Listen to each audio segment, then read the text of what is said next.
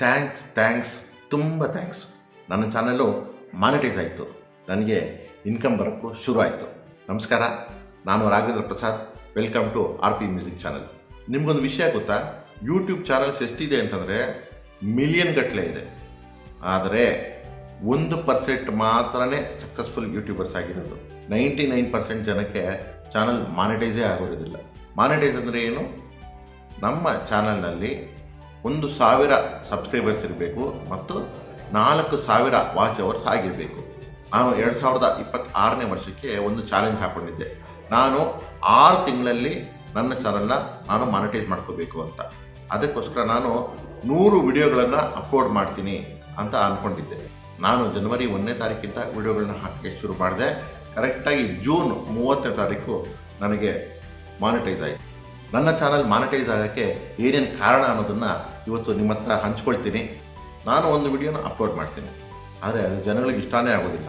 ನಾನು ಅನ್ಕೋತೀನಿ, ಇದೇನಪ್ಪ ಇದು, ನನಗೆ ಇಷ್ಟ ಆಯಿತು, ಜನಗಳಿಗೆ ಇಷ್ಟನೇ ಆಗಿಲ್ವಲ್ಲ ಅಂತ ಎಷ್ಟೊತ್ತಿಗೆ ಡಿಮೋಟಿವೇಟ್ ಆಗಿಬಿಡ್ತೀವಿ. ನಮಗಿಷ್ಟ ಆಗೋದು ಎಲ್ರಿಗೂ ಇಷ್ಟ ಆಗುತ್ತೆ ಅಂತ ಅಂದ್ಕೊಳ್ಳೋದು ತುಂಬ ತಪ್ಪು. ಎರಡನೇದು ಬಂದು ನನಗಿಷ್ಟ ಆಗಿದ್ರೆ ಪರವಾಗಿಲ್ಲ, ಜನಗಳಿಗೆ ಇಷ್ಟ ಆಗುತ್ತೆ ಅಂತ ಅಂದ್ಕೊಳ್ಳೋದು.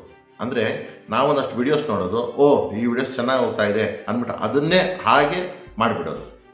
ಇದು ಕೂಡ ತಪ್ಪೆ. ನಾವು ಯಾವತ್ತೂ ಇನ್ನೊಬ್ಬರನ್ನ ಅನುಸರಿಸಕ್ಕೆ ಹೋಗಬಾರ್ದು. ಇಂಗ್ಲೀಷಲ್ಲಿ ಒಂದು ಮಾತಿದೆ, ಏನು ಅಂತಂದರೆ take the inspiration but don't imitate ಅಂತ. ಅಂದರೆ ನಾವು ಇನ್ನೊಬ್ಬರನ್ನ ಅನುಕರಿಸಬಾರ್ದು, ಆದರೆ ಅದರಿಂದ ಪ್ರೇರಣೆ ತಗೋಬೇಕು. ಕೆಲವು ವಿಡಿಯೋಸ್ನ ನೋಡ್ತೀವಿ, ಆ ವಿಡಿಯೋಸಿಂದ ನಾವು ತಿಳ್ಕೊಂಡು ನಮ್ಮದೇ ಆದ ರೀತಿಯಲ್ಲಿ ಪ್ರೆಸೆಂಟ್ ಮಾಡಬೇಕು. ಆ್ಯಸ್ ಇಟ್ ಈಸ್ ಅವ್ರು ಹೇಳ್ದಂಗೆ ನಾವು ಹೇಳಕ್ಕೆ ಹೋದರೆ ಅದು ಸಾಧ್ಯನೇ ಆಗೋದಿಲ್ಲ. ಮೂರನೇದು, ನನಗೂ ಇಷ್ಟ ಆಗಲ್ಲ, ಜನರಿಗೂ ಇಷ್ಟ ಆಗಲ್ಲ ಅಂತ ಈ ಒಂದು ಮನಸ್ಥಿತಿಗೆ ಬಂದ್ಬಿಡ್ತಾರೆ. ಒಂದು 5-10 ವಿಡಿಯೋ ಮಾಡ್ತಾರೆ, ಅಯ್ಯೋ ಜನಗಳು ನೋಡ್ತಾ ಇಲ್ಲ ಅಂತ ಹೇಳ್ಬಿಟ್ಟು, ಬಿಡು ನಾನು ಮಾಡೋ ವಿಡಿಯೋ ನನಗೂ ಇಷ್ಟ ಆಗ್ತಾ ಇಲ್ಲ, ಜನಗಳಿಗೂ ಇಷ್ಟ ಆಗಲ್ಲ ಅಂತ ಬಿಟ್ಟೇ ಬಿಡ್ತಾರೆ ಚಾನಲ್. ಇದು ತುಂಬ ತಪ್ಪು. 4ನೇ ಪಾಯಿಂಟ್ ಏನಂದರೆ, ನನಗೂ ಇಷ್ಟ ಆಗುತ್ತೆ, ಜನಗಳಿಗೂ ಇಷ್ಟ ಆಗುತ್ತೆ ಅಂತ. ಇದೇ ಸಕ್ಸಸ್ಫುಲ್ ಫಾರ್ಮುಲಾ. ನಾವು ಮಾಡೋ ವಿಡಿಯೋ ನಮಗೂ ಇಷ್ಟ ಆಗ್ತಾ ಇರುತ್ತೆ, ಜನಗಳಿಗೂ ಇಷ್ಟ ಆಗ್ತಾ ಇರುತ್ತೆ. ಇದಕ್ಕೆ ಮುಖ್ಯವಾಗಿ ಮಾಡಬೇಕಾಗಿರೋದು ಅಂದರೆ, ನಾವು ಮಾಡುವ ಕಾಂಟೆಂಟ್ ನಮಗಿಷ್ಟ ಆಗಬೇಕು. ಫಾರ್ ಎಕ್ಸಾಂಪಲ್, ನನಗೆ ಮ್ಯೂಸಿಕ್ ಅಂದರೆ ತುಂಬ ಇಷ್ಟ. ನಾನು ಮ್ಯೂಸಿಕ್ ಬೇಸ್ಡ್ ಕನ್ನಡ ಆಲ್ಬಮ್ ಹಾಡುಗಳು, ಭಕ್ತಿ ಗೀತೆಗಳು, ಜನಪದ ಗೀತೆಗಳು ಮತ್ತು ದಾಸರ ಕೀರ್ತನೆಗಳು, ಅಂದರೆ ಪುರಂದರದಾಸರದು, ಕನಕದಾಸರದು, ಅವರದ ಕೀರ್ತನೆಗಳು, ಇದನ್ನೆಲ್ಲ ಮಾಡ್ತಾ ಹೋದೆ. ನನಗೆ ಇದು ಕಷ್ಟನೇ ಆಗಲಿಲ್ಲ, ಯಾಕಂದರೆ ಅದು ನನಗೆ ಇಷ್ಟ ಆಗಿತ್ತು. ಒಂದು ಮಾತ್ರ ಎಲ್ಲರೂ ತಿಳ್ಕೊಬೇಕಾಗಿರೋದು ಏನಂದರೆ, ನಮಗೆ ಇಷ್ಟವಾದ ಕೆಲಸ ಮಾಡಿದ್ರೆ ಕಷ್ಟ ಆಗೋದಿಲ್ಲ. ಅದೇ ನಾವು ಕಷ್ಟಪಟ್ಟು ಕೆಲಸ ಮಾಡಿದ್ರೆ ಅದು ಯಾರಿಗೂ ಇಷ್ಟನೇ ಆಗೋದಿಲ್ಲ. ಎಸ್ಪೆಷಲಿ ಯೂಟ್ಯೂಬ್ನಲ್ಲಿ ನಿಮ್ಗೇನು ಇಷ್ಟ ಇದೆಯೋ ನೋಡಿ, ಅದು ಅಡುಗೆ ಆಗಿರ್ಬೋದು, ಟ್ರಾವೆಲ್ ವಿಡಿಯೋಸ್ ಆಗಿರ್ಬೋದು, ಹೆಲ್ತ್ ಟಿಪ್ಸ್ ಆಗಿರ್ಬೋದು, ಮೋಟಿವೇಶನ್ ವಿಡಿಯೋ ಆಗಿರ್ಬೋದು, ಅಥವಾ ನಾನು ಮಾಡ್ದಂಗೆ ಒಂದು ಮ್ಯೂಸಿಕ್ ಚಾನಲ್ ಆಗಿರ್ಬೋದು. ಈ ಥರ ನಿಮ್ಗೆ ಏನಾದರೂ ಒಂದು ಇಷ್ಟ ಆಗುತ್ತೆ, ನಿಮ್ಮ ಮನಸ್ಸಿಗೆ ಇಷ್ಟ ಆಗುತ್ತೆ, ಅದ್ರ ಬಗ್ಗೆನೇ ಕಂಟೆಂಟ್ ಮಾಡಿ ಖಂಡಿತವಾಗಲೂ ನಿಮ್ಗೆ ಸಕ್ಸಸ್ ಆಗುತ್ತೆ.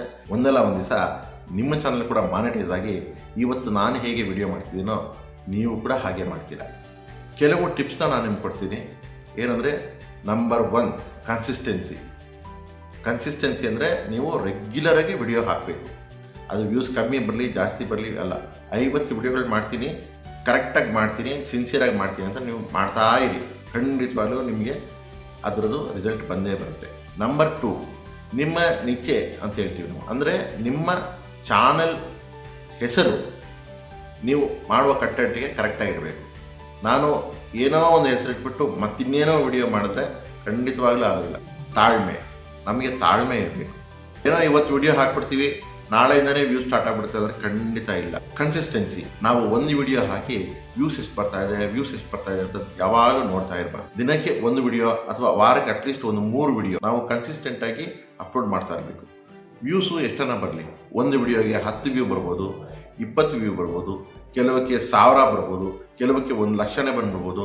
ವಿಡಿಯೋನ ಹಾಕ್ತಾ ಇರಬೇಕೇ ಹೊರತು ಯಾವ ವಿಡಿಯೋ ಪರ್ಫಾರ್ಮೆನ್ಸ್ ಮಾಡುತ್ತೆ ಅನ್ನೋದನ್ನು ನಾವು ಮೈಂಡಿಂದ ತೆಗೆದುಬಿಡಬೇಕು. ನನ್ನ ಪ್ರಕಾರ ಒಂದು 50 ವಿಡಿಯೋ ನೀವು ಮಾಡೋಷ್ಟೊತ್ತಿಗೆ ನಿಮ್ಮ ಚಾನಲ್ ಮಾನಿಟೈಸ್ ಆಗಿಬಿಡುತ್ತೆ. ಅದೇ ನನ್ನಲ್ಲೂ ಕೂಡ ಆಗಿತ್ತು. ನನಗೆ ಮೊದಲು ವ್ಯೂಸು ಬರ್ತಾ ಇರಲಿಲ್ಲ, ಸಬ್ಸ್ಕ್ರೈಬರ್ಸು ಬರ್ತಾ ಇರಲಿಲ್ಲ.